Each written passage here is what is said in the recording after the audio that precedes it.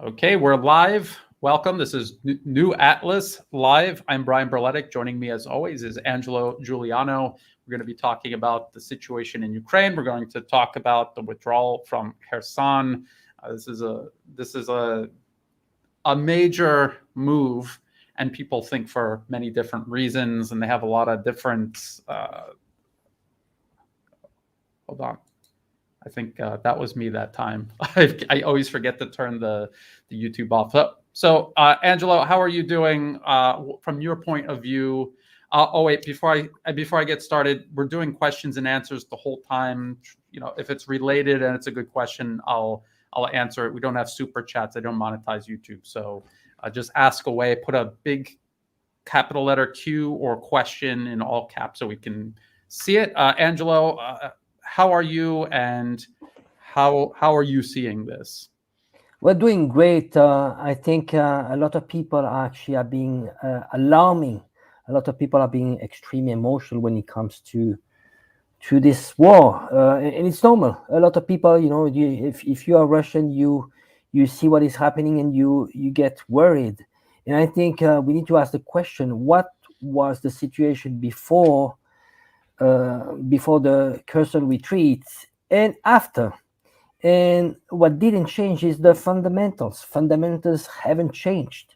You keep in mind that Russia needs the 300,000 troops to come in, and things will start for Russia then. Ukraine has been depleting their forces for the last 8 months. They've been throwing everything they have. Russia hasn't even started. So I think people should just calm down and think this is not a football game where you score a goal and then you go ballistic. No, this is a long-term plan. And Russia is preparing for a war that could last much longer. Maybe NATO coming in at some point.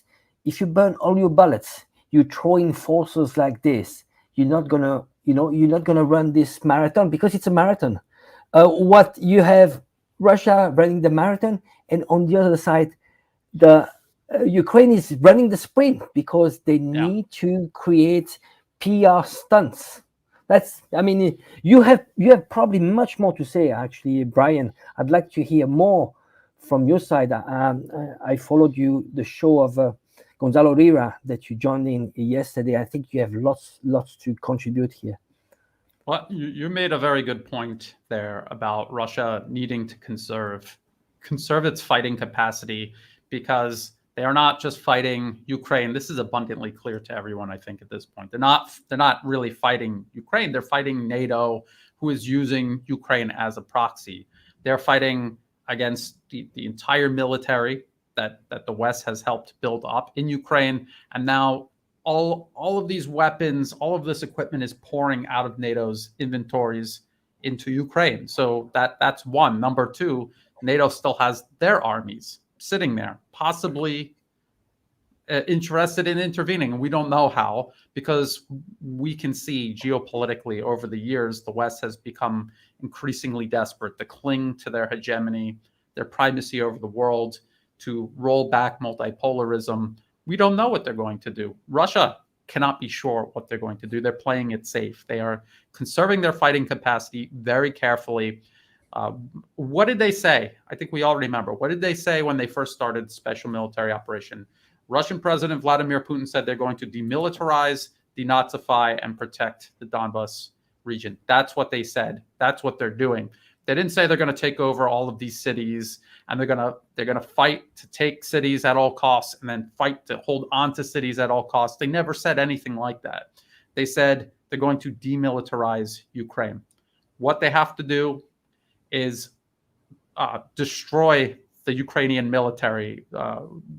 When they carry out these assaults, take out a heavy toll on these Ukrainian assaults, and at the same time they have to preserve their own manpower and equipment. And that means there's a possibility of being overwhelmed, or they're taking heavy losses, to just withdraw, because they're going to preserve their fighting capacity while wiping out the Ukrainian military. Even the Western media, and I've been covering this the whole time this Kherson offensive was going on, the Western media was admitting how heavy the losses were.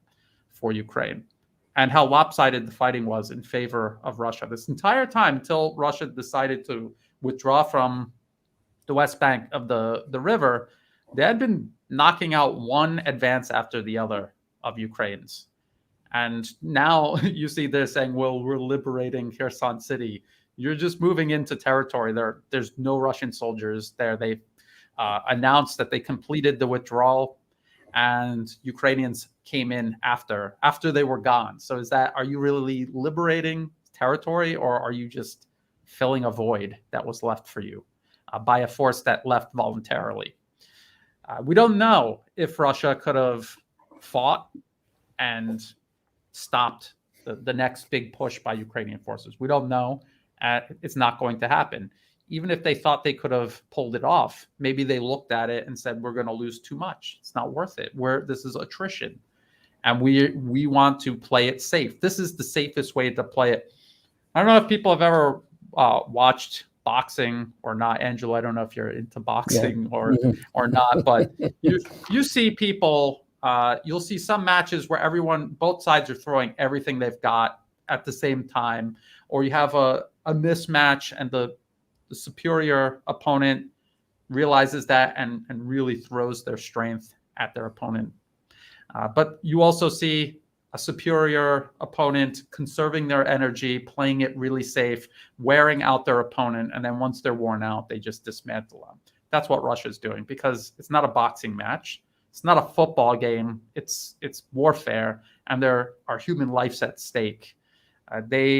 I heard Alex Christoforou talking about this. He's talking to people, contacts he has in Russia, about how people know, now they did the mobilization, everyone knows someone that is somehow involved in this. These are real people that would be staying in Kherson city to hold it against Ukrainian advances. And it was clear that Ukraine was just going to keep throwing absolutely everything they had. Even things that they don't have, they're just throwing all of it together, throwing it at Kherson. Everything is pointed at Kherson. That's what Russia would have been going up against. So, like you say, Angelo, it's not a sporting event. It's warfare, and there's human lives at stake. And this is why they're making the decision. This is why they're playing it conservative, even if it hurts people's feelings and it makes them upset and they feel frustrated and they don't like bad news, or they don't like this, or because there's people online taunting them about how they're going to get Kherson. It's still the smartest move to make. I don't think anyone can deny that. Angelo? Yeah, I think we need to distinguish what is recoverable and what is non-recoverable. I would say here what is extremely important, and it's very counterintuitive. People, they think in terms of land. Oh, how much land you grab and so on. Land is easily recoverable and really, really quick. What is not recoverable is human lives. The 12,000 lives that were lost on the Ukrainian side for October alone on the Kherson area, they're not recoverable. Russia had a little bit more than 1,000 soldiers dying. It was a ratio, I think, 1-8 roughly. So lives, they are for sure, it's non-recoverable. The stock of human lives of soldiers that can come in, it's going to be limited, and you need to train them. Then you have second side is weapons. Weapons, we've seen it's the US, the collective West, has promised weapons to Ukraine, but those are promises that they still need to produce them. By the time it comes to Ukraine, it might take in some cases 1 year, 2 years. But land, it's easily recoverable. What Russia did actually, was to protect human lives. All those civilians that left Kherson to be protected, because they didn't want to replicate what happened in Mariupol. Mariupol they were using Ukraine. They were using locals as human shields, and they were fighting from apartments, and they basically destroyed the whole city. They don't want to replicate. They didn't want to replicate what happened in Mariupol for Kherson, because ultimately, who's building up Mariupol right now is Russia. So if they destroy against Kherson, well, Kherson is going to cost a lot of money to reconstruct, and people are going to suffer because of those destruction. So you see, I think we should really distinguish non-recoverable and recoverable. Yeah, exactly. Ukraine is trading their army for this territory. That's what they're doing. And they're not going to get it back. There's no way for them to get it back. Russia can get this territory back. And they might not even need to fight for it. Think about it. If they're destroying Ukraine's military. So this is a good question from John Smith. Won't the Ukrainians now be able to deploy their forces, the ones in or that were heading towards Kherson to other fronts, such as Donetsk? Yes, they can now send those troops elsewhere to places that are much better for Russia to destroy them in. Kherson was such a problem because even though you had these wide open areas in front of Russian forces defending Kherson, they had a river to their back. They had absolutely nowhere to go. Yeah, someone here, rope-a-dope. That's when in boxing you allow your opponent to tire themselves out, and then you hit them. So you don't want to be up against the ropes and in the corner and not be able to maneuver out. You want to be able to keep dancing around the ring, and you want to be able to defend yourself, to block blows, and to also completely avoid them by moving out of the way. This is what Russia is doing in terms of warfare, not a boxing match. So yes, so Ukraine is going to send these troops elsewhere, and they're going to be places where Russia can fall back. They're not going to be up against a river. They're going to be able to continuously resupply and reinforce their troops, not like in Kherson. This was a liability the entire time. Crossing the river and holding that city, that bridgehead, was a liability the entire time.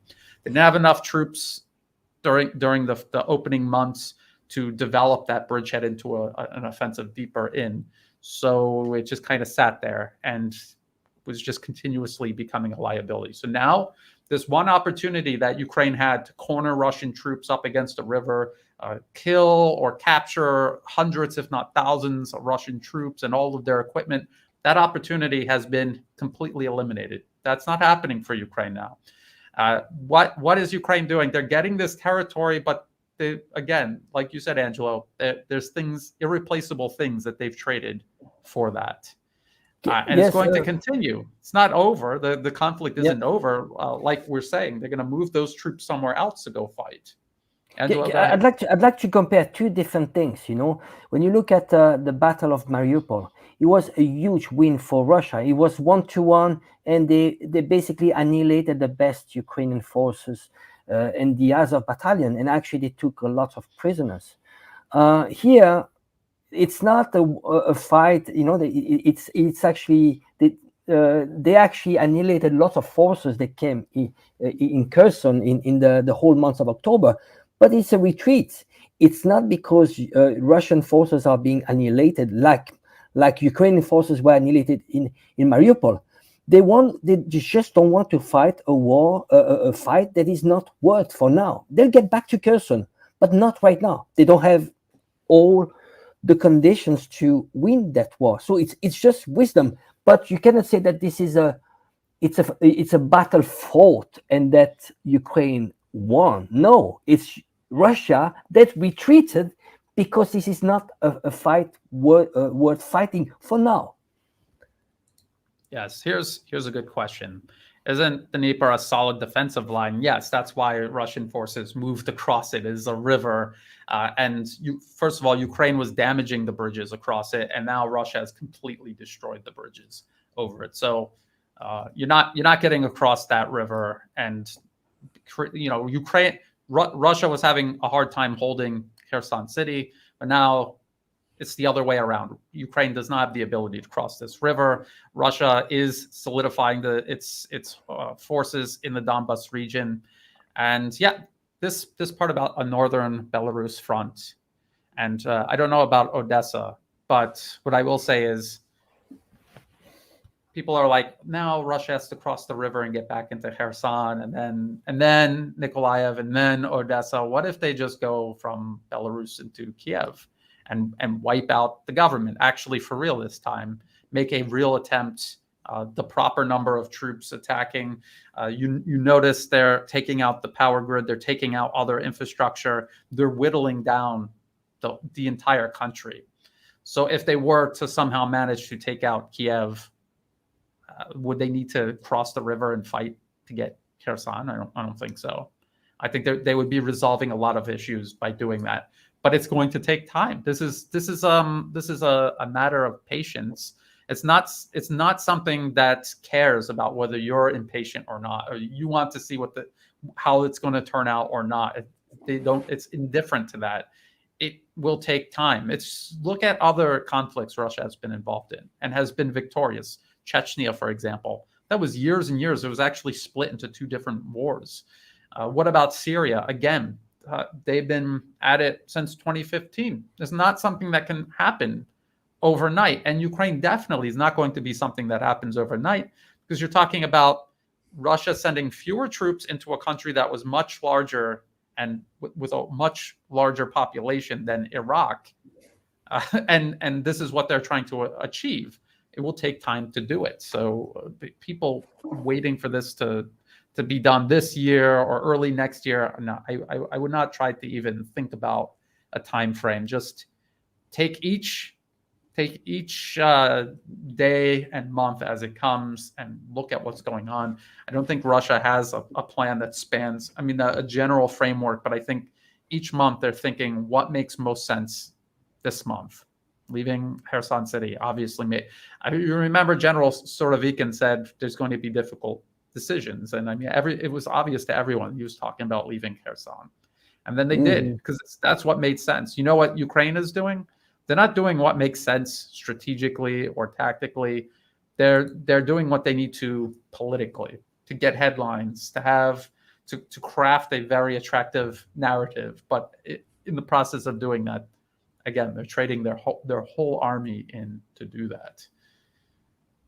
Yeah, I'd like to add that, keep in mind that so far, the last 8 months, in terms of manpower, Ukraine was in superiority. Now, with the 300,000 soldiers coming from Russia, well-trained soldiers, the whole equation is going to be completely different. And this is why real serious stuff will start in a couple of months. In 2-3 months, everything will be completely different, because then you have the same size of army on both sides, but then on the Russian side, much better equipped. And actually, on the Ukrainian side, what do they have left in terms of equipment? It's drying out. You see actually the commitments of the collective West are going down, lower and lower. They've been depleting NATO equipment. They have nothing left to give to Ukraine. And they actually had to go to museums. They had to take stuff from museums, very old museums from World War II. Really, it's pathetic. Okay, so let's do this real quick, and then I want to talk about that, Angelo. So someone says, sorry, but Russian tactics suck. They have swarms of Garand too. Why don't they use them to distract air defense and hit the air defense systems with fighters? They don't need to hit them with fighters, because they're hitting them with other Garand 2s and Lancet and Kub kamikaze drones. That is literally what they're doing. And Ukrainian air defense is being dismantled, and the West is trying to replace it, and they can't. So that is actually what they're doing. They're not going to use their fighters, because why risk fighters when you can just have a drone do it? This is what they're actually in the process of doing. It's not a movie that's going to be wrapped up in one episode, or by next week's episode. It's something that you just have to be patient with. We're talking about a country that had over 40 million people as its population. You're talking about Ukraine that over 8 years, NATO was trying to build up as a proxy. You cannot just wipe this out overnight. It's just not practical. But Angelo, you're talking about what the West is still able to send Ukraine. So let's take a look. This is the U.S. Department of Defense. This was just yesterday, November 10th, 2022. This is another $400 million in additional assistance for Ukraine. And look at what they're showing. And I just did a video on this. I'm going to publish it after the live stream is over. They're talking about missiles for Hawk air defense systems. This was designed in the 1960s. The U.S. military hasn't used it for over 20 years. This is what they've been reduced to sending Ukraine. They cannot send these Hawk missiles to Ukraine right now because they don't work. So they have to draw up a contract with a company to get them refurbished, and then they can send them to Ukraine. And when you're refurbishing things, you cannot just do them all at one time. You have to do them in batches and then send them to Ukraine. So do you see on paper, missiles for Hawk air defense systems? Wow, that's great. They're going to have Hawk air defense systems by the end of the week. Look at the details. That's not what, and it actually even says down here where they hope you don't read. The Hawk missiles, which will be refurbished using Ukraine Security Assistance Initiative Fund. So they have the presidential drawdown order, and then they also have this other mechanism. Now they have to use both of them to pull out all of this old junk that they were gonna throw out and refurbish it. This is where they're at right now. Meanwhile, Russia still has tank factories making new tanks, refurbishing, modernizing other tanks. They have these drones that just continue to come. So do you see the disparity here? I just wonder. 21,155 millimeter artillery rounds sounds like a lot, but remember, Ukraine says they're firing 6,000 a day. So that's not even a week. It's like half a week, not even half a week. And let's see, 100 Humvees, because they're out of tanks, they're out of armored personnel carriers, they're out of infantry fighting vehicles, and they don't have any more to send them. So they're just sending them basically just trucks, heavy duty trucks, armored trucks. That's what they're sending. But of course, you cannot replace tanks, armored personnel carriers, and infantry fighting vehicles with trucks, armored trucks. You can't. It's not a substitute. So this is what's going on. You see them still sending stuff. It's not going to be over overnight, but can you see the vector sum of where all of this is headed? It's obvious what's going on. And they wouldn't be reduced to sending this if everything was going well. They wouldn't, and they weren't losing anything. They wouldn't be digging up all of this old junk, unusable junk really, to send Ukraine if things were going as well as they suggested. Angelo, what do you think about that list? It's barely replacing what has been lost. I mean, it's just nowhere. It's nowhere near. Can you hear me? Yeah. Yes. So I mean, my main worry is I mean, I would say it's more about NATO forces. Are they going to make a move? That could be the game changer. And that could escalate to another level. And I think Russia. I'm very surprised on how very careful they are on doing incremental escalation. Like it's not. They're very, very careful because they don't want this to escalate into a wider war. The reason is very simple. You see the effects. The collective West thought that the Russian economy would collapse. There would be maybe a regime change, and didn't work on this. That's the opposite. We see actually the collective West collapsing.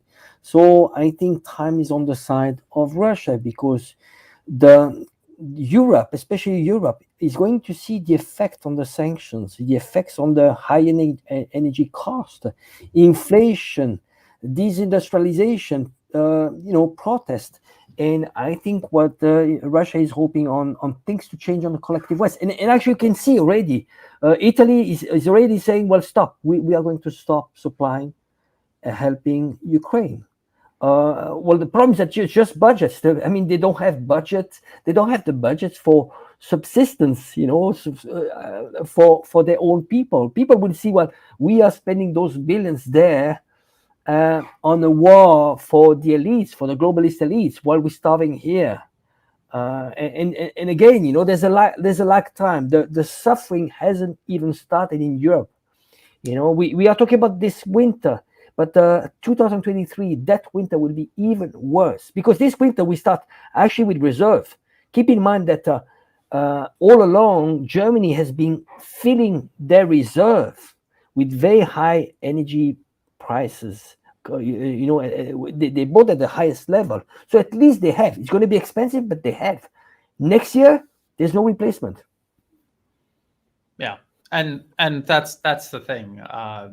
This whole regime of sanctions, it has all backfired, and it did not do nearly the damage they expected to the Russian economy.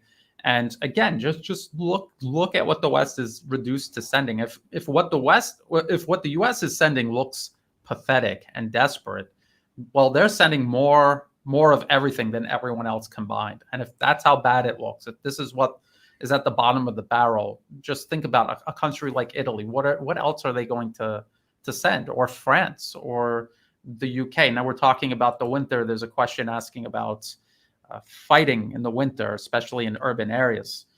During the second war for Chechnya, I think Russia actually did take Grozny during the winter time. So fighting in urban areas is possible. You're talking about trees with no leaves. So any drones that you have that don't necessarily have infrared, cannot see down to the ground in a forested area. Now there's no leaves. So now many more aerial assets are going to be able to find troops that really have nowhere to hide. So I think that will be a factor. So we'll just have to wait and see. I don't think that either side is going to just stop fighting for the winter. And that's not really a thing. There might be certain things that they can't do, especially Ukraine. If they don't have energy, if they don't have cold weather equipment, it's going to really hamper their ability to conduct operations more than their setbacks are already doing. There's questions like this, and a lot of people keep asking about this. The U.S. sending Abrams, M1 Abrams main battle tank.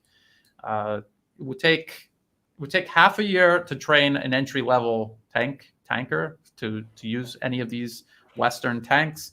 The M1 has a turbine engine. It's not a diesel engine, so it has huge fuel requirements. And we're talking about Ukraine right now. Their power grid is being knocked out. Whatever diesel that they have, whatever fuel that they have, they're going to be using it on whatever equipment they have, plus generators for essential infrastructure across the country. That they don't have fuel to spare. This is going to be a problem. Just like ammunition, they have it, but never in the quantities that they need, and nowhere near what Russia is working with. And M1 Abrams is just going to tax the logistical networks even harder. Let's see if there's any other questions. Do you have anything you want to add to that, Angelo? No.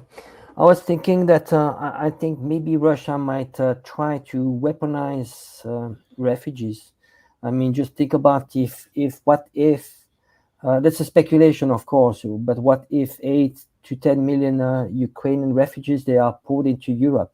It would further asphyxiate Europe and the whole system. And already Europe is already saturated when it comes to refugees. So I just wonder, that's a question mark. Because we see. I mean, if the power grid is completely destroyed in Ukraine, well, you'll have people, your refugees, just pouring to Europe because they cannot heat themselves. The only way they can live, I mean, survive, is just to go to Western Europe. Yeah, the knocking out the power grid has, there was an initial wave of refugees fleeing from Ukraine, knocking out the power grid.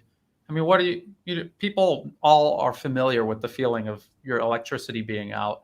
If it's always out and it's winter, I mean, it's not going to take much to convince people to leave. They're not going to want to be there. They're going to go to wherever there's heat and electricity, and Europe. And it's not going to be elsewhere in Ukraine. It's going to be Europe. So Russia knows all of this. They know that there's going to be cause and effect, and this is what they're doing. And people are asking, why wasn't this done on the first day? Why are there still bridges? Why are there still railroads? Well, actually, railroads are actually a lot harder rail lines are a lot harder to destroy. They're very easy to repair. It can be done very quickly. But bridges, the power grid, all of these things, why are they still here? Russia has been incrementally escalating. And there are still so many things they can do to escalate further. A lot of people, I've said it many times, they think special military operation is a euphemism for total war. It's not. It is a special military operation, and they can continue escalating towards total war on many levels. And that's what they're doing. And they're giving Ukraine an exit at each step. They're saying that you can make the decision to make this stop. They don't want to destroy all of Ukraine. They don't want to destroy it and kill everybody in Ukraine or make the population suffer. They're only going to do these things if it's absolutely necessary and if everything else has been tried and failed. That's, at least from my point of view, that's what I see. Yeah, I think it's like, if you want to use a kind of metaphor, it looks like two people fighting, and you have the stronger one that is actually throwing a punch and say, "Why are you? Did you get enough? Are you coming back to your senses?" And the smaller guy is still trying to fight, and there's another punch coming into his face. And did you get enough? Did you get the message? Because ultimately the message was very simple. Just go back to the request of what Russia wanted. They wanted a neutral state for Ukraine, no NATO forces, stop Yes. bombing Donbass. It was so simple. If you just think about, just go back 8 months ago, the request of Russia were very simple. It was not rocket science to understand that, just neutral. You don't need to be our adversary. We can still work together. But of course, they were not talking to Ukraine. Ukraine had lost its sovereignty. The Yes. one in charge, but they were listening to the collective West, and they were willing to actually sacrifice their own people, because a person like Zelensky is not working for his country. He is working for the collective West. Look at this question, and maybe we're not being clear. What is Russia's strategy for winning in Ukraine? Do they even have one? It is to demilitarize Ukraine. Yeah. Look, you left Kherson, you left the city. You're still occupying territory that Kiev claims is Ukrainian on the other side of the river. You're destroying the Ukrainian military. You're not taking a city and then holding it at all costs and then losing your own men and your equipment. You are focused entirely on demilitarizing Ukraine, destroying their military. That is the strategy. When the military is gone, what is going to stop Russia from taking all of this territory back? I don't know. It seems pretty clear to me. I don't know if I'm being clear or not. Well, I think the objective might have changed a little bit. We can do some speculation, but the first objective was demilitarization, denazification. Those were the stated objective. But because they didn't get to any agreement, there's an escalation. There's probably another objective, and we can speculate that maybe more lands are going to be taken, Nikolaev, Odessa, just make Ukraine a landlocked country. And keep in mind that what is going to be left out of Ukraine, the western part, is extremely poor. There's nothing there. The region that are rich are the one south, because they have access to the sea. Then you have the east, which is rich in actually they have gas, they have coal, and there's farming, very intensive farming. But so Ukraine might actually end up as a very small entity, very radical, this the one following the Bandera ideology, close to Poland, and that it might end up like a failed state, and this is going to be a big and something heavy to carry for the EU, because they it's not a viable state. What are you going to do with that? Yes. Okay, here's some more questions. Is the war just a huge scam to destroy the West? I don't really know, but I've seen variations of what I think this question is asking, like Putin and the West are all in league with one another, and this is like the Great Reset. No, please study history. This is something that's been going on for generations. The West is an empire. They want to subordinate the entire planet to their rule over the planet. And Russia and other nations are not interested, and there is a very genuine struggle between multipolarism and the unipolar Western order. So that is, there was another good question. That is definitely a thing that's really happening.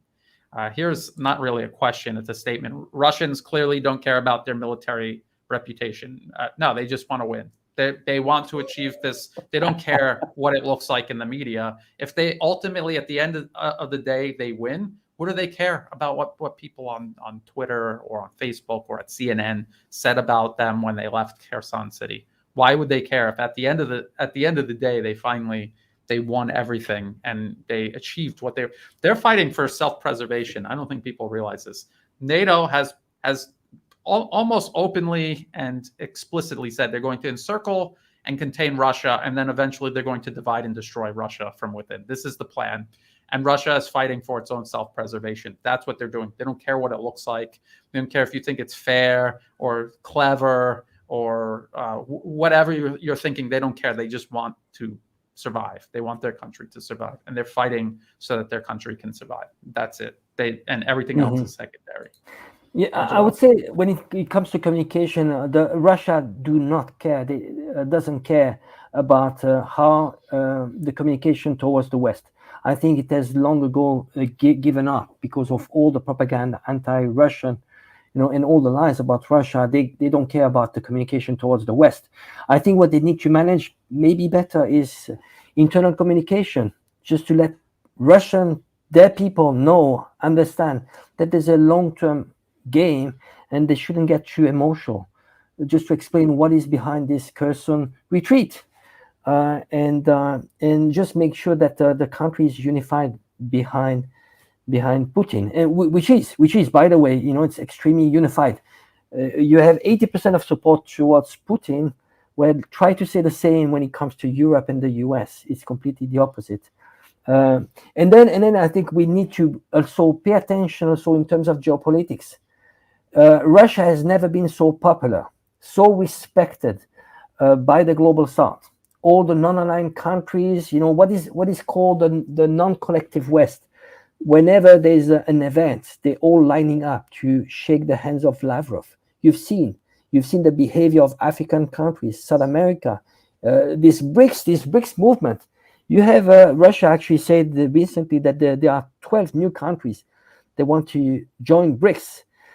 If you add those 12 countries with BRICS, that's over 50% of the world's population. That is over 60% of the gas production. It is massive, and I think we are slowly tilting. There's a concept of tipping point.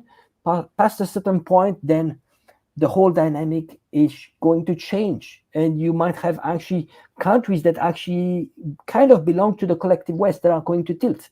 I'm give you an example. Hungary, we've seen, there's this strategic ambiguity they have, same as Turkey, same as Brazil and India that used to be allies, US ally. They are actually tilting. And other countries that don't know where to go, they see those big countries moving towards the multipolar world, and they actually might want to review their position.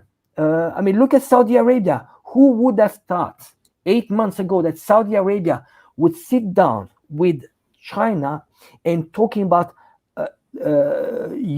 selling oil without using the dollar? Exactly. A lot of countries are not only maintaining their relationship with Russia or expanding it in certain ways or beginning one. They know that there's consequences, and they're not afraid of the West. There's this shedding of fear, the fear of consequences of not doing what the West tells you. The world seems to feel that we're at an inflection point. That's actually why we used to do a show called Inflection. That was the reason why, because this is a turning point for the entire world, away from generations of Western primacy over the planet. The balancing, the leveling of the playing field, and the balancing of power on a global scale. That's what we're looking at. And this is, again, so this plays into how Russia views all of this, what they're actually fighting for. They're not fighting for their ego. They're not fighting for power and wealth. They're fighting for self-preservation and a world in the future that they can live in where they're more safe and they don't have to worry about self-preservation. This close to the edge. They always seem to be this close to the edge because they're the next one over to the West. The West is always, knocking on the door and trying to get their foot in the door and just loot the place. They have done that. Yeah, I'd like to share something, Brian, with you, just about Saudi Arabia. This whole journey since 75 years ago, in 1945, when you had this agreement on the Quincy, USS Quincy, between the US and Saudi Arabia. So the US was supposed to protect Saudi Arabia against Saudi Arabia selling oil in dollars. So this is what the roots of the petrodollar. And it's very interesting when you look at Saudi Arabia, when it on the Palestinian conflict, they never actually took a really 100% side on the Palestinians. And you realize right now that Saudi Arabia has been waiting for the right time. And they call this be close to your friends, but be even closer to your enemies. Saudi Arabia has been using that position with the US to be close and just to wait for the right timing and just pretend to be a good ally. And now you see it's a complete 180-degree shift. So this is why we should look at when it comes to geopolitics, we should look at the long-term game. If on the paper, on the superficially, it looks like they are US allies, but in reality they are hostages, and they need to play with time. Over when there's a window of opportunity like we have now, an inflection point, you will have long-term allies of the US that will actually shift. Turkey is a good example. I wouldn't be surprised that Turkey might one day join BRICS and might even join SCO, which is actually the complete opposite of NATO. And you see, if Turkey does it, then you'll have other countries, and that's what we call this inflection point. And why do you think they're all doing that? I mean, if they're not dummies, they have all kinds of experts, they have top brass in their own respective militaries. If they actually thought Russia was going to just completely lose, why would they be pivoting like this? Or as Alex Cristoforo from the Duran, he did this one bit where he was saying maybe Russia and Putin, they've got everyone tricked, and it's a house of cards and it's going to collapse, and they've got Turkey is tricked, everyone is tricked. Yeah. There's this kind of semi-related, this question right here. If NATO escalates, will China come to support Russia through military means? Especially, they have a common enemy. They have a lot in common, actually, not just a common enemy. A lot of people don't seem to understand that Russia and China used to have problems in the past. They're both completely different countries than when that was an issue, and they have so much in common, and there's so much integration taking place. But I see you're eager to say something, Angelo, but I just want to talk. It's a good example. It's actually joined what I was saying with Saudi Arabia. China has done the same. In the 60s, that China actually they pretended they were antagonizing the USSR. They had actually border frictions, and actually China was at the beginning of the 70s, at the late 70s, when there was the opening up of China. They were an ally or a US ally, and they pretended to be an ally.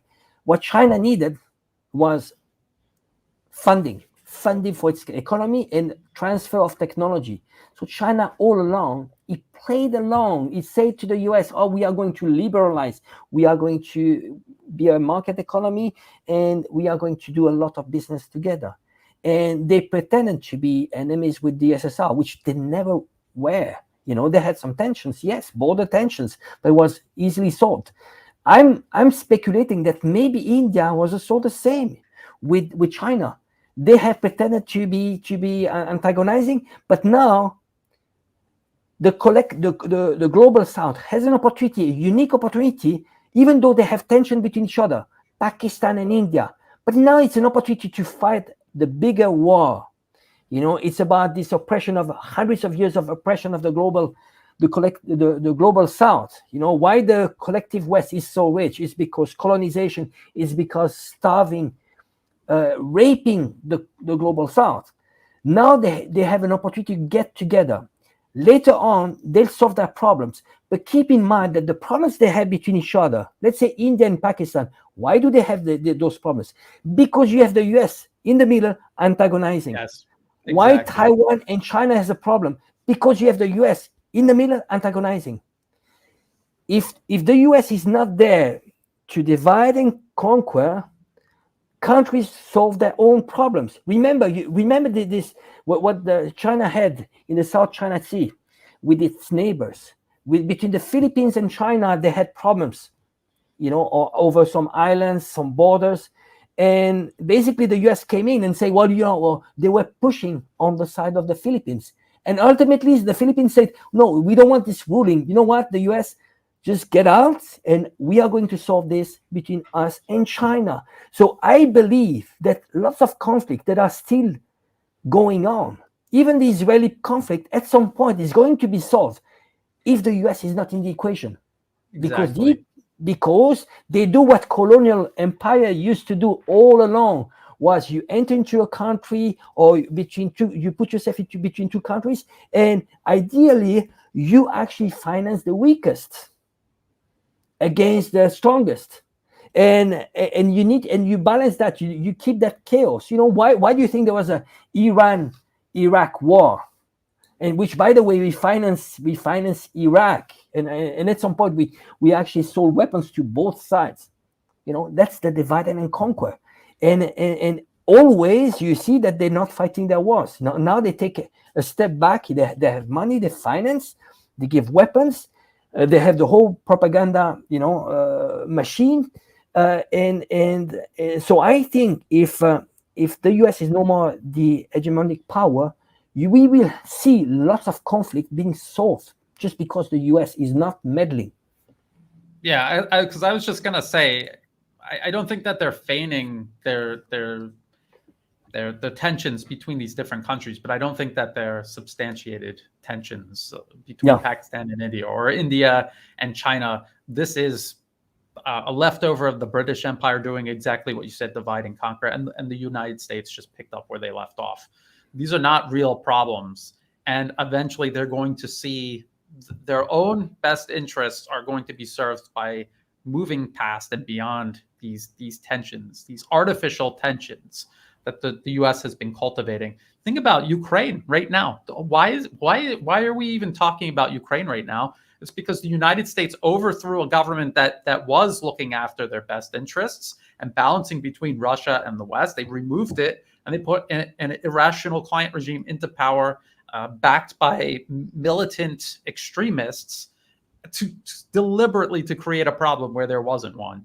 So you're absolutely right about that. And we have to keep all of these things in mind. I keep going back to the big picture. You have to look at the big picture when you're watching something take place in Ukraine. Don't immediately react to it emotionally. Look at the big picture. If Russia, at the end of February, said we're fighting a war of attrition, it's demilitarizing Ukraine. If that's what they said from the beginning, that's what they've been doing all along. And now they've made a decision to continue doing this, a decision that favors this strategy of waging a war of attrition against Ukraine. Why are we all acting surprised and upset about it? What else should they do? Like I hear people saying, why did they shouldn't be doing this. This isn't a good strategy. What would be a better strategy? To have stayed in Kherson city and hold it at all costs, and then what? It's like a chess game. You want to make this move to satisfy your emotions at this moment. What about 2 or 3 moves down the road? Then what? What do you do? I haven't heard anyone explain to me realistically what Russia should do. And keeping in mind what you said, Angelo, at the very beginning, they're planning ahead multiple moves for if and when NATO decides to intervene directly. So they have all of this in mind, many factors. I would like to see someone in the comment section who thinks that this is a bad strategy to please explain to me what a better strategy would be.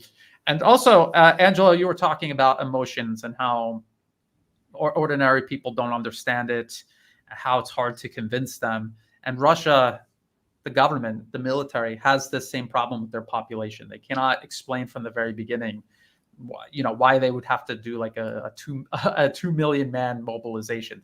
They couldn't do a 2 million man mobilization. Technically, they couldn't do that. They would have to do it in stages anyway. So maybe they do see that there's going to be this war of attrition. It's going to drag on, and they're going to need many more soldiers. But they have to work their way up to it. They couldn't have announced that from the very beginning. Nobody would have went along with it. If they can show you as it's going along why this is necessary, convince you, and also remain within Russia's capacity to implement this staged escalation, I think that'll work a lot better. People have to think I in think 4 dimensions. Yeah, I think also, Brian, that they need to keep a certain scale that it doesn't become a huge burden. If they had like 2 million mobilized, then we are talking about a war economy, and then the attrition actually would be on the other side. Economically, you would have this war of attrition on Russia, and keep in mind that Russia has been doing well the last 8 months because of the high energy prices.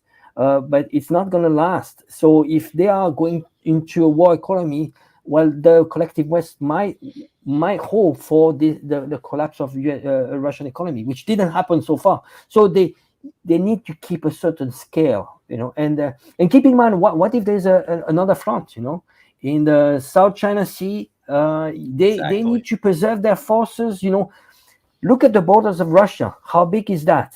If there's another front, what if you have a front in Georgia? They reopen a front in Georgia. You need to look at all the scenarios. Keep a minimum of forces, just enough to win this war in Ukraine. I think there's a lot of reasoning also in terms of cost. We need to keep in mind that cost element is extremely important. This is why when you have those kamikaze drone that maybe cost, I don't know, $5,000 to $10,000, and which is hitting a M777, which costs $2-3 million. That's a win, and that's the economy. I think we need to look also at the economy. The gain is economically. Yes. Very good point. And they're thinking about all of these things, and it's not just the Russian government's job to win this conflict, but they have to think about the economy. They have to think about their allies, and like we keep saying, many steps down the road. This question by David Peters: why can't Russia just carpet bomb the trenches and areas where all these Ukrainian forces are congregated along the border with Kherson? But they are. There's limitations to what you can do. They are bombing assembly areas and hitting them with missiles and rockets. They are bombing and shelling trenches. The problem is, the reason you dig a trench in the first place is because it offers you tremendous protection from someone doing exactly that, bombing you or shelling you. It's not that easy. I gotta be honest. When I joined the Marine Corps, you watch a lot of movies and you it seems so easy. It's all made to look easy in the media. And when you go to the rifle range it takes a while to figure out how to actually do that well. But then when you put on all of your when you're at the rifle range qualifying, you don't have any equipment. You're just your uniform and your rifle.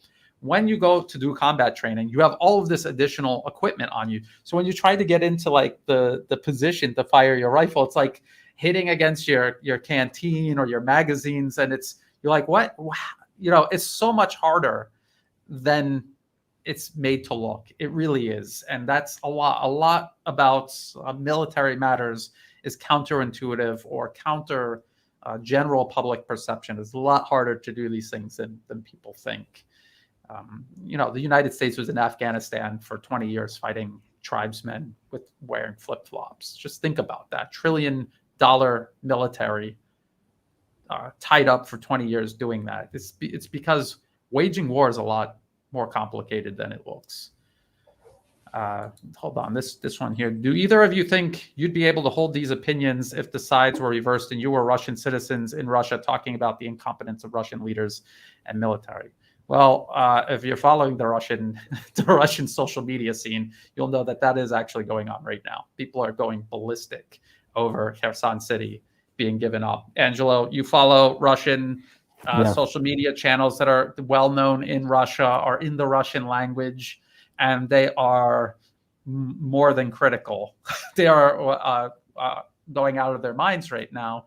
So yeah, that's actually very possible. We see it every day. Angelo, you want to expand on that? No, it's interesting how they tend to say that how Russia is undemocratic, and in reality, you have really like freedom of speech. They say what they think, and maybe in times of war, you in the collective West, there's heavy censorship. Ukraine was, who is talking about the heavy losses that Ukraine is facing these days? It's and it's massive. Nobody, because there's a heavy censorship. It's a, they have they read in the script. Very often the script comes, all the way from the Department of State, and you have journalists writing the script, reading the script. In Russia, you have all those influencers, bloggers that actually are, they've been panicking, and it's understandable. If it's your country, I do understand. You have skin in the game. You're very afraid. You thought that this could be a quick war, and you're disappointed. And they living this as a football game. It is not a football game. You shouldn't be emotional. And I just go back to always the same thing: fundamentals. It's the same as a stock market. You know what? Stock market. If a stock goes down 5% because investors get emotional for X reason, and then because you get emotional, you have more people getting emotional, and they sell the stock. What happened from one day to another? Nothing. In reality, the fundamentals, that company is still making the same amount of money as before. What happened? The difference is that people got emotional. Here, fundamentals are very clear. Russia is winning the war. Russia probably won the war already back in February, but it's the trend is winning. There's a depletion of military human life, human life on the Ukrainian side and equipment. And now you have those 300,000 soldiers from Russia that are going to do training. That are doing training at this moment. And I think the time is in 2-3 months' time. They will be on the front, and then everything will change. And I don't know if people noticed, but as Ukraine had all of these forces arrayed toward Kherson, they started to lose ground around Vuhledar, the airport outside Donetsk city, Bakhmut. They're not able to get the Russians out from around this city, very critical city in Ukraine's last main defense line in the east. And they haven't been making any progress after the Kharkov offensive. That has gone nowhere now. Why is that? It's because they're not winning. They're overstretched, and they've concentrated all of their forces at Kherson, specifically because there was a river to Russian forces back. Now there isn't. I don't. Again, we're talking about attrition. We're not talking about territory. You're like complaining about a basketball game because they're not hitting enough home runs. It's just they're two entirely different games. There's two totally different purposes when you're playing. Maybe that analogy is more helpful. Here's one about the wars of the West have always been about land and resources conducted Hollywood style. Russia is about people, whether civilian, Donbass, or their military. It's alien to the colonial West. Exactly. That is the difference here. This is what we're trying to convey. One other thing. This one right here. I almost forgot. But the West blocked off Russian media, so they don't know that Russians can criticize their leaders. And isn't that a good point? We were being asked a question about, in the West you can criticize and you can be critical of whatever the West's foreign policy is regarding Ukraine. But actually, no, you can't, because people were getting videos and accounts deleted talking about certain events that we're even cautious about talking about, because if we even say the city, the town where something happened, you risk having your channel deleted, specifically because the West is nowhere near as free as they pretend to be. That's quite ironic. So this is a really good comment to make. And the West just outright blocked Russian media from their information space. So I'm seeing if there's any... here, this is a good one. Is Germany a practical colony of the USA? They have a military base there. Yeah, they are. Every decision the German government is making right now suits Washington at Germany's expense. So yeah, the government is subservient to the West. It is to the United States. It is a client regime of the United States. Angelo,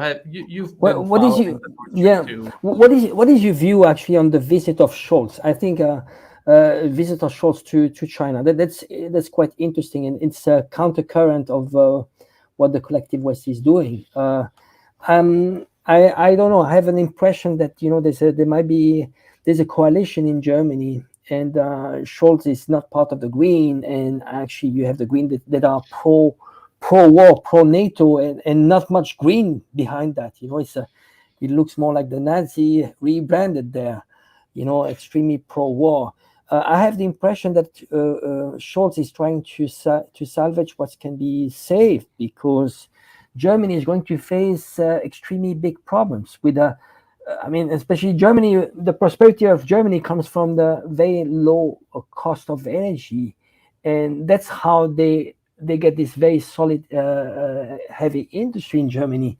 So now they've lost that. It's going to be the next 2 decades a process of industrialization. Now you have China, which is the largest trading partner for Germany. Maybe they want to save that. I have the impression that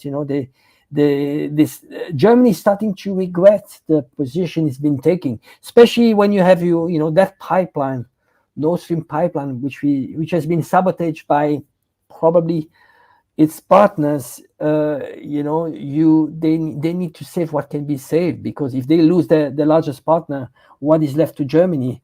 Germany is going to become a Disneyland where we'll go there just to take some pictures and see what was a prosperous nation in the 80s and 90s. Huh? It's a lot of good points there. I would like to think that Scholz is visited China and did that because he's genuinely interested in preserving this last lifeline that, without, just like you said, Germany is going to just dematerialize as an industrialized country. But I kind of think there's also the possibility that they're being allowed to create some sort of get China to become invested, just so it could all get flushed, just like Nord Stream 2. Because you think about how long Russia was being led along, thinking that they were going to build these pipelines and build some kind of relationship with Germany. And how did that turn out? And I could just see something very similar happening with Germany and its relationship with China. I think basically Xi Jinping, the president of China, more or less, I don't think he directly said it, but I think he more or less said, "We don't trust you. We watched what you did to Russia, and why? Okay, tell us why we should trust you." And China has many other places they can do business. They don't need Germany. Germany needs China. Well, the EU countries have become completely irrelevant. Now, if Russia has a problem, it might actually bypass the EU and talk directly to the US. The EU has missed a huge opportunity. I mean, countries like France, I remember France under de Gaulle. De Gaulle, he was a very, very respected president. He was actually he could have dealt as a neutral country, the same as actually Erdogan is doing. Erdogan is relevant now in international affairs. Macron, what is he? I mean, he has made France become completely irrelevant. People now, if they want to talk to the EU, they might as well talk to their master. Just talk directly to the US, because the EU is just an extension of the US. The nation states in Europe have been destroyed in favor of the EU, which is an entity which was created after World War II by the US to better control the Europe. Yes, I'm trying to find some more questions here. Well, we're over an hour. Yeah. I don't know if you want to go for an hour and a half, or we can do another 20 minutes with pleasure. Yeah. All right. So what is this? This one right here. Angelo, this one specifically for you. You live in China. Is it true that Xinjiang has a Uyghur tank and drone battalion? Oh my God, that's the first time I don't know about that. I don't know what he means by... well, I mean, anyway, just we can talk about Xinjiang, but again, Xinjiang is an open area, as opposed to Tibet. Tibet is much more difficult to travel around in Tibet. Xinjiang is open. If you're, I mean, with the exception now with COVID, it's a bit difficult to travel in China, but otherwise you can travel freely in Xinjiang. We repeated about all those claims about Uyghurs. It's just it's an absurdity. It's probably the only genocide in world human history where you don't have refugees, where you don't have people dying, where you have actually the population oppressed have more rights than the Han Chinese. Where terrorism has been solved by fighting the roots of the problem, which is poverty and ignorance. So they brought up poverty alleviation and schools. That's what they did. Now compare with the U.S., what the U.S. did when on their fight to terror, they killed 1 million people. They destroyed Afghanistan, Iraq, Libya, supposedly to bring freedom and democracy. Well, just ask Iraqis, Libyan, and Syrian. How did it go? Yeah, exactly. The U.S. is accusing China of detaining 1 million people. There's no evidence. After all of these years, not a single shred of evidence, while the U.S. actually killed 1 million people in front of the entire planet, all based on a deliberate lie. So people need to let what that means sink in. Just hear this one. So I did this video on Bucha. It was actually the place we're not supposed to mention because of lack of free speech in the West. So rolling the dice every time you even mention it. Do you think Ukrainian forces will cleanse Kherson of Russian collaborators, traitors, and spies? Well, Russia asked the civilian population to leave for a very specific reason. People had to have known what was going on. At the very least, they were told that the city is going to become a battleground.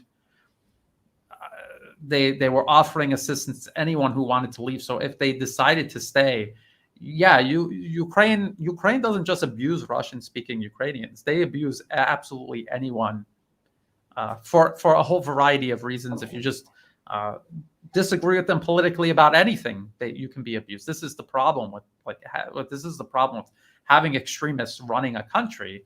So people anywhere in Ukraine are at risk at all times. You remember all of these videos of them tying people to trees?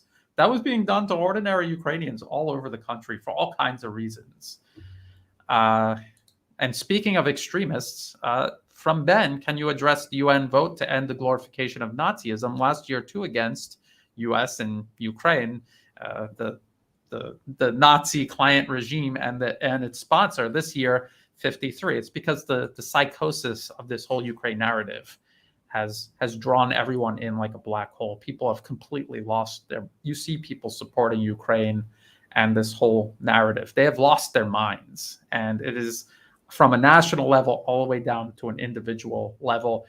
Angelo, you and I, we talk to people like this every day. We interact with them online, and you can see how irrational they are. And you understand that if the U.S. is telling everyone, if you vote against this means you're on Putin's side, then they're going to vote. They're going to vote. They're going to vote America's way, even if it means basically siding with Nazis. They'll do it, and they did it. Well, it's interesting how the narrative changed in Ukraine. At the beginning, it was they would say, "Oh, there's no Nazis," and then you say, "Oh, well, how about they do hide Hitler?" You have so many evidence, and slowly they start to say, "Well, oh, but they're not the same Nazis." They just it's just doing the sign, but this is a phenomenon. It's a hooligan phenomenon. It's the whitewashing. And slowly in all societies we are actually whitewashing those new trends. Now it's okay. I remember when I was a kid in the 80s, 90s, watching movies about the Holocaust and how they were telling me how bad Nazis were and so on, and they said never again. Well, it was actually in Ukraine, was all along there. If you think about the Bandera movement, actually this is part of the Gladio operation. The CIA has been funding in the 50s, 60s those Nazi elements. Keep in mind that the CIA actually at Banderas was killed. I think it was in Germany by the KGB. Can you correct? Can you confirm, Brian? Bandera himself was actually killed by the KGB in Germany, right? In Western Germany. Yeah, the US was, I think this is even common knowledge. If you go to NASA.gov, Werner von Braun, they're like, yeah, he was a SS officer. He was a member of the Nazi Party, and he was the one who created America's moon program. That's essentially its space program, its manned space program, eventually leading up to Apollo. So they absorbed a bunch of actual literal Nazis, and they maintained groups of Nazis across Europe. As you say, the Gladio, the stay behind network, to counter the Soviet Union, and any political development in Europe the United States did not approve of, they would use this network against it. That's exactly what they're still to this day. They cultivated it, they preserved it, and they are using it right now, not just in Ukraine, but all the Baltic states are, they're just, it's infected with this ideology, and it's so self-destructive and a dead end. And these countries have no future as long as people like this are in charge, because they're extremists who are so extreme they don't understand the big picture. They don't understand the best interests of the country they're in, and they're the absolute worst people to put in charge. And on their own, they would never have gotten into power. But the U.S. put them in power specifically for this purpose. Yeah, I just want to add. The Ukrainians during World War II, the Ukrainian pro-Nazis, the Bandera movement, they were so radical. They killed. He was not only anti-Russian, but he was anti-Jews and anti-Poles. They killed tens of thousands of Jews, Poles, and at some point, they even the German Nazis they put Bandera in jail because he was just too radical. Can you imagine? This Bandera movement was just too radical for the German Nazi. Yeah, he was a really unpleasant character, and to think that you can go to Ukraine, and it's just like you said, Angela. On one end, they were denying it, and on the other end, they were whitewashing it so that it would meet in the middle, some pleasant reality in the middle where they could have their cake and eat it too, and have entire units operating under Nazi flags and just pretend that it's either not happening, and if you're not okay with that, then they'll tell you it's not a big deal. So just pick which excuse you want to buy. Well, and if not, they'll delete you off of Twitter. Yeah, but not long ago, you have Bin Laden, what was glorified in American newspaper. Keep in mind, he, at some point, Bin Laden was a freedom fighter in Afghanistan. That he was fighting communists, the USSR communists in Afghanistan. So you see, they create monster, and he backfires. I can give another example: the Kosovo UCK. The terrorists. They were actually on the terrorist list from the US. Once they started working for the US against the Serbs, then they became the freedom fighters. But in reality, they were thugs. Actually, they were doing human trafficking, drug trafficking, and they became actually the main mafia in Europe. They took control of the drugs and human trafficking. And I think that this is the risk that actually Europe might have at some point. All those weapons that were not controlled, they are pulled into Europe, to I don't know which channels, and then you have those new movements, neo-Nazis, that you have normalized, you have whitewashed. Take that back. Take that back. And I think they are going to get some taste of their own medicine. Europeans, get ready. Not only you get poor, not only you get cold, but you get some taste of that nasty ideology. Yeah, and that's what happened with all the extremists they were sponsoring in the Middle East across during the Arab Spring, from Libya to Syria and everyone in between. A lot of them ended up in Europe, and because they were, they created them and encouraged this extremism so that they would be fanatical on the battlefield.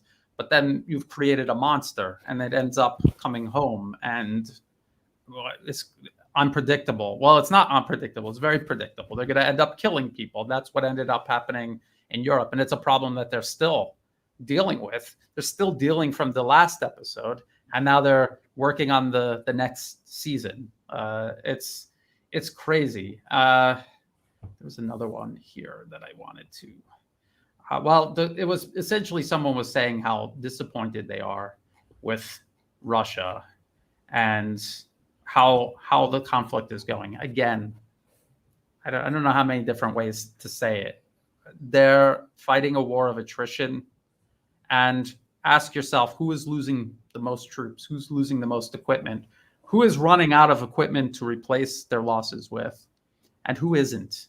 And if you're going to answer that Ukraine is losing that in that regard, and Russia is winning in that regard, then Russia is winning the war they said they were going to fight. They were going to demilitarize Ukraine. So I don't know. You're looking at the wrong thing. Again, it's like you think you're watching a basketball game. It's bowling, and you're wondering where are the slam dunks. There's not going to be any slam dunks because they're not playing that game, or vice versa, or whatever I said. It's a war of attrition. It's that simple. It's a war of attrition. If you are destroying your enemy and you're not losing your troops, it doesn't matter what's going on the map. It really doesn't.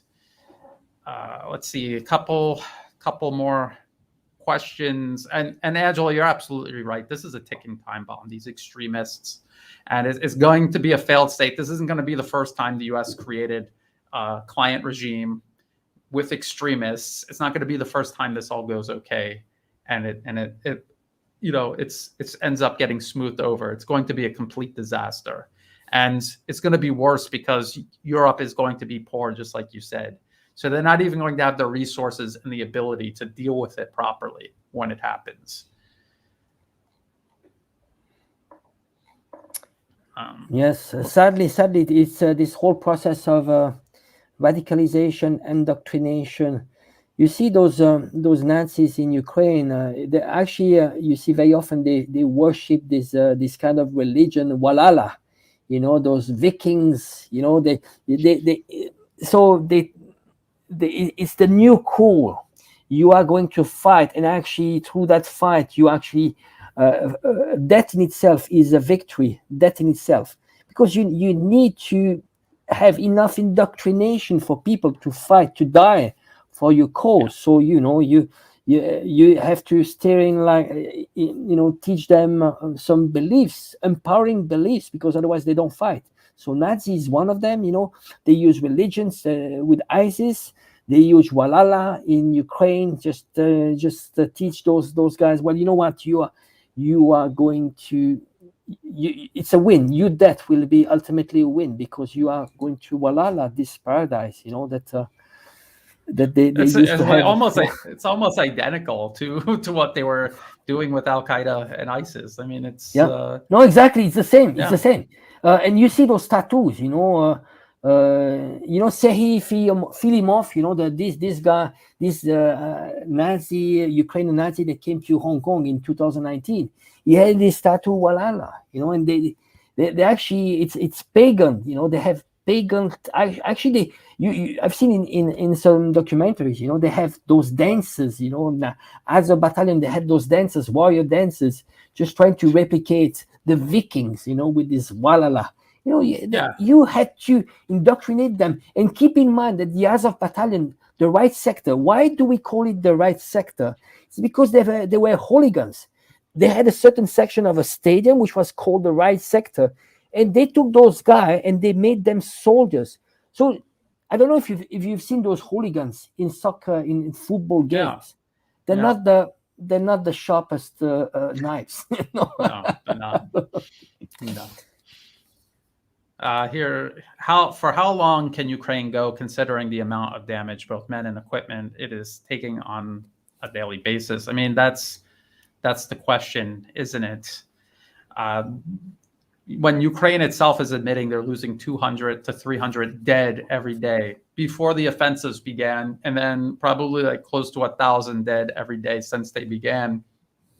How long can they keep doing that? You cannot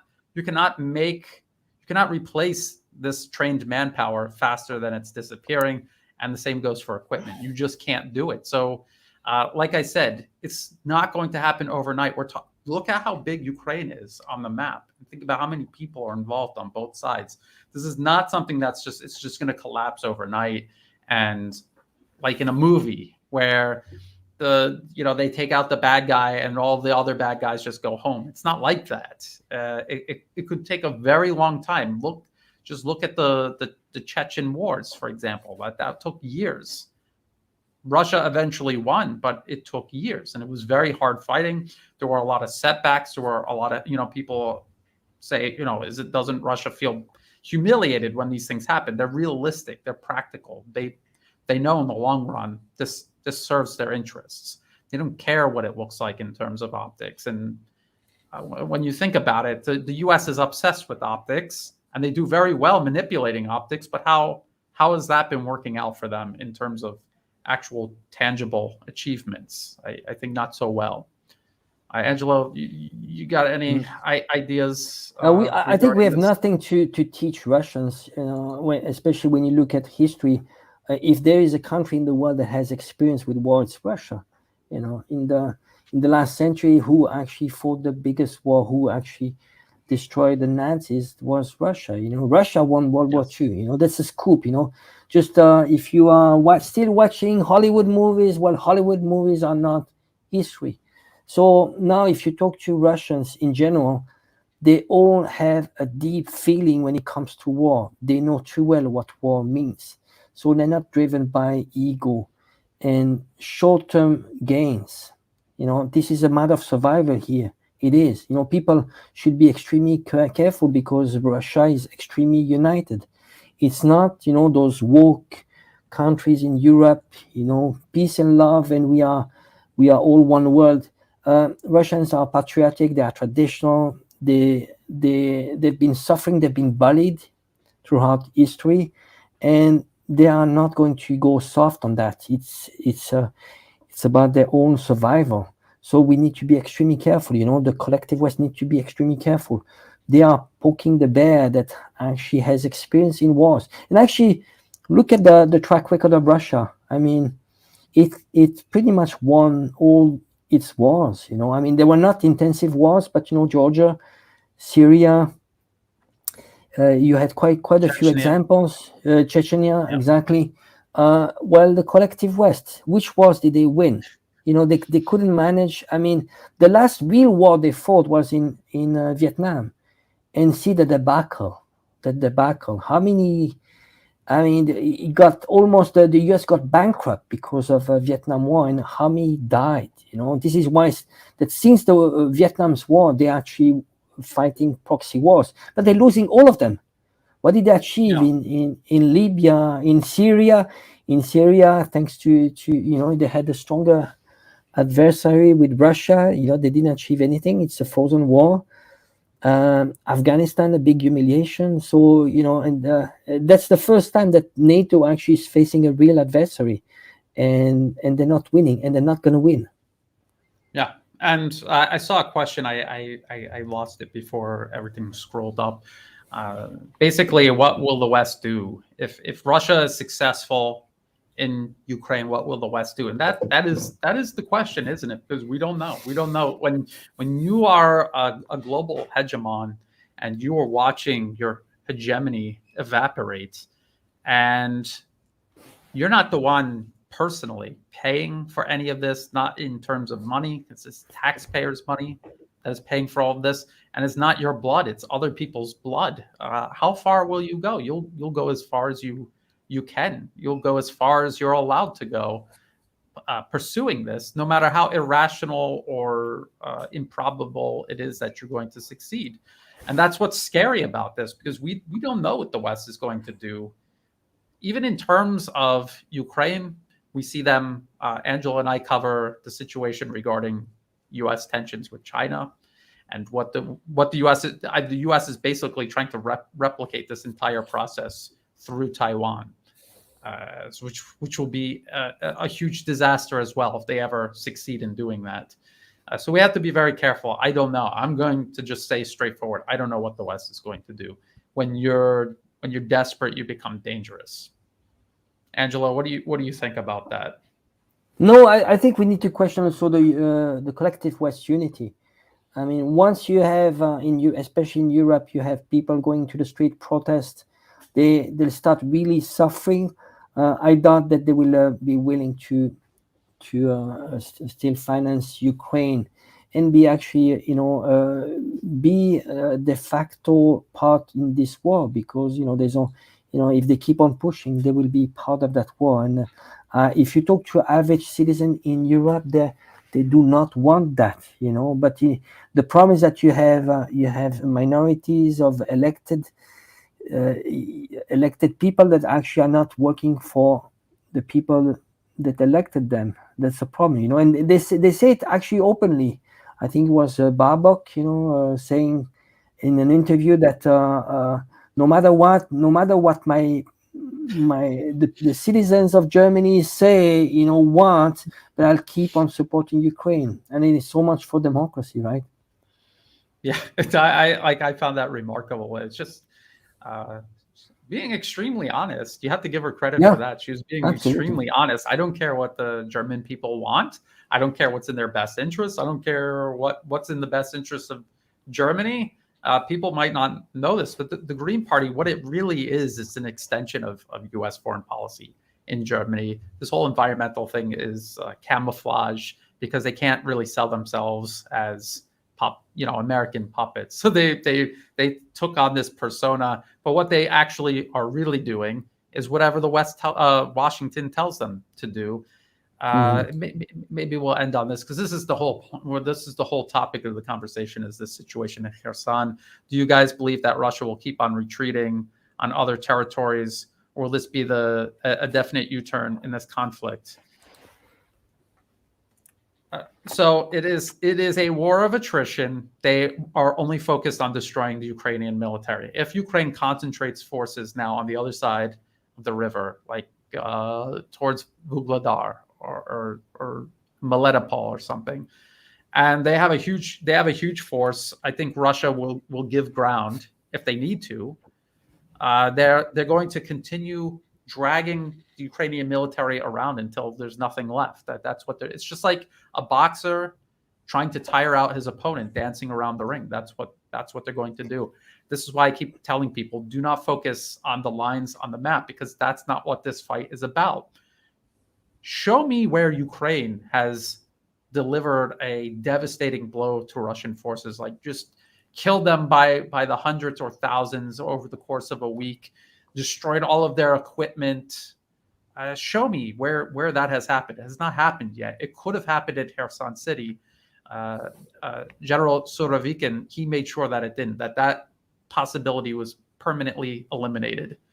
So when you're talking about a war of attrition, when Ukraine cannot deal that type of blow, they're gloating, oh, we took back Kharkov, we took back Kherson, but you never defeated the Russian troops themselves. You never destroyed them.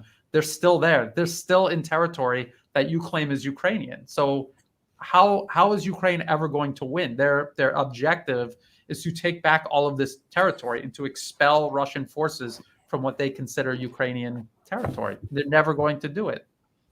Angelo? Well, think about it, Napoleon War, Napoleon going to Russia, Hitler going to Russia. I mean, how many times Russia has conceded territory? But, very smartly, Napoleon just kept on marching. There was a scorched earth. I think you call it scorched earth strategy. You just come in and then we're going to hammer you massively. You need to pick up the time you're going to fight. Right now, Kherson was not the right time to fight. It's not the right fight, and keep having the big picture. It's just land you can recover, lost life you can't. And just think about this: Ukraine on several occasions has also retreated, like Lysychansk, for example. But they suffered huge losses. Lost hundreds and hundreds of. They were losing hundreds of men every day. All of their equipment was being destroyed. They were being wiped out, and they just kept bringing in more and more reinforcements, and they were being wiped out. And then eventually they left because they were being outfought. Where has this happened with Russian forces? This has not happened. It has not happened the other way around. Kharkov and Kherson. These were conscious decisions Russian leadership made to avoid this, because they knew they exactly what you said, Angelo, picking when you fight. Ukraine's not doing that. They're just like a rabid dog, just biting anything that's in front of their face, and they're not thinking before they do it. And this is how you lose a war. This is how they are losing a war. And I just wonder what people think in their minds, like how do they see this playing out? Do they actually see Ukraine taking back Crimea or pushing all Russian forces out of the Donbas region? Do they actually imagine that? Because I don't think that that's going to happen. I just don't think that that's going to happen. But we'll see. We'll keep an eye on it. This is what we've been doing for the last since the end of February, concentrating on this, analyzing it, keeping track of everything for people that might not have the time to do it. I want to thank you, Angelo, for taking your time to join us. I want to thank everyone who tuned in live and contributing to the conversation in the live chat. Check the video description below for where you can find mine and Angelo's work. It's all in there. And Angelo, any last thoughts? Like and share. Like and share. Okay. Thank you. Thank you, everybody. And we will see you hopefully next week. Bye for now.